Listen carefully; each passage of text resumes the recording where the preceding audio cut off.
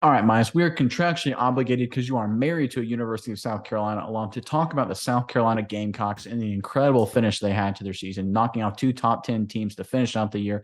Incredible job, second year with Shane Beamer as a head coach. Beamer ball evidently works to a certain degree. They are state champions in the state of South Carolina, finished third in the SEC East. Strong finish for the South Carolina Gamecocks, and they're looking forward to a really bright future. And I know you got some specific things you want to talk about, Miles. If I can keep it not tongue twisted for a second, but before I hand it over to you, Carolina fans, we want to hear from you in the comment section below. What win do you think was the most important this year for the long-term trajectory of this program? Not which win was the biggest or the most exciting. Which win is the most important that will carry the most weight going forward for the future years of this Carolina Gamecocks program? Let us know which one in the comment section below. But Myers, what are your thoughts on the Carolina Gamecocks right now? Nick, that one is pretty easy for me. To tell you the answer is obviously the win over Clemson is obviously going to be the big one for the trajectory of this program. You know, this is the first time they beat their rival in 9 years. Clemson all of a sudden got really good, and it was tough for South Carolina to beat them, but they come back this season and beat the pants off them by 1 point. It was a very very big time win for South Carolina. Well deserved. They have really learned how to string it together here at the end of the season, and as we alluded to, this sets them up brilliantly for next year. This was Beamer ball at its finest, and for those who don't know what Beamer ball is, it is absolute chaos. Is the definition of Beamer ball. The ability to make turnovers and score points from any point on the field at any single time. Blocking field goals, blocking punts, making interceptions, fumbles. Anything that you could think of that would be like, oh, I wonder if this could happen. That would be really cool if this could happen. That's the goal of Beamer Ball, is to cause chaos on the field, Nick. And it's been very effective the last few weeks. So I'm excited to see how it goes. But this is a team, as we said, Nick, is kind of taking shape in front of our very eyes, looking really good. Spencer Rattler comes on at the end of the year. Now, he's a junior, so he has the ability to declare for the draft. Personally, I don't think he had very good season up until the very end. When he came here from Oklahoma, people expected what he was doing the last two games of the season, all season. So I think if he stays for his senior year and gives us another body of work similar to what he did in these last two games, he puts himself up there, Nick, as like a top quarterback prospect coming in this next QB class, which is also a very good QB class. So he's got a big opportunity to do that. So I don't think he should declare quite yet. I think he could stay for some time and really develop. And he's got a strong team around him still, Nick. Marshawn Lloyd, sophomore running back, is going to be back, who has put on a strong performance this season as well. So I think Carolina has a lot of things going for them.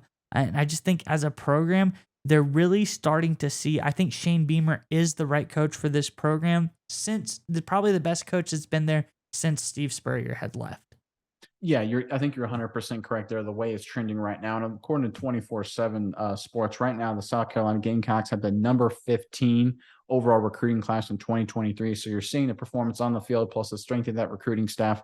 They're climbing up the recruiting ranks, building that solid foundation for a program going forward. I think after the strong finish to the season, I would actually expect the rankings to rise a little bit, maybe poach off some potential Clemson guys, maybe potential Tennessee guys. Remember, I always talk about that Smoky Mountain corridor. I think they maybe win some of those recruiting battles now that they have victory against both Clemson and Tennessee, who have absolutely dominated that region of the Southeast for a long time. So that's big for South Carolina. But I want to talk about Spencer Rattler staying. I agree with you. I think he should stay, and I think he will stay. And I think going into 2023, I think the South Carolina Gamecocks are set up beautifully, because if you look at their top contenders in the SEC East, we'll start with Kentucky. Will Levis, quarterback, going to the NFL draft.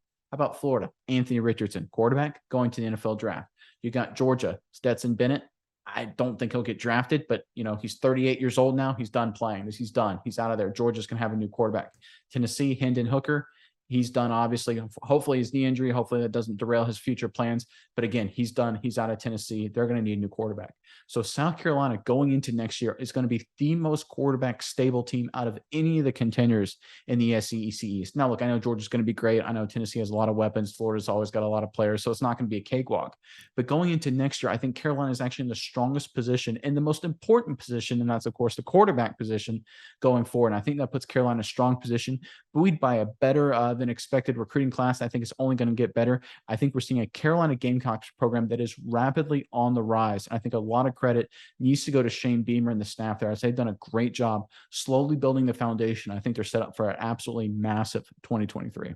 Yeah, and as the team goes, you look at all sides of the ball. Obviously, they're graduating or moving on to the draft. A lot of really strong guys. Tonka Hemingway, strong defensive lineman, will probably go to the draft. Cam Smith, probably one of the better corners in college football right now. He's going to go to the draft as well. A couple other strong players. Juice Wells going to go to the draft. He seems like a really nice prospect. People keep their eye out on him. I think he's going to turn a lot of heads when he gets to the league. South Carolina's been known to develop really good wide receiver talent, so that's going to be good. But I just think overall, all the positions, they're very good at getting corners, Nick. South Carolina, I'd say they're known for wide receivers, they're known for corners, and they're known for defensive linemen. So they can develop all the positions they're losing. The strongest thing that they have right now is the quarterback. So if the quarterback says they're good, I just think overall the team's shaping up very well. We know that they're going to develop more corners, more D linemen, more receivers. I'm not worried about that. So moving on into next season, I think if they can bolster this recruiting class, get some guys, as you say, from that Smoky Mountain corridor, some of these in-state recruits, steal them away from a couple teams. Maybe they don't want to go to Clemson anymore, want to come over to South Carolina. I think Columbia is a little bit more fun than up in Clemson, a lot more to do in the area. So recruits, come on over. But I think they're set up for a really, really big 2023 season, and I'm excited to see them compete, Nick. Maybe they put on a little show, maybe even make what their college football playoff would be. Maybe they make the SEC championship game.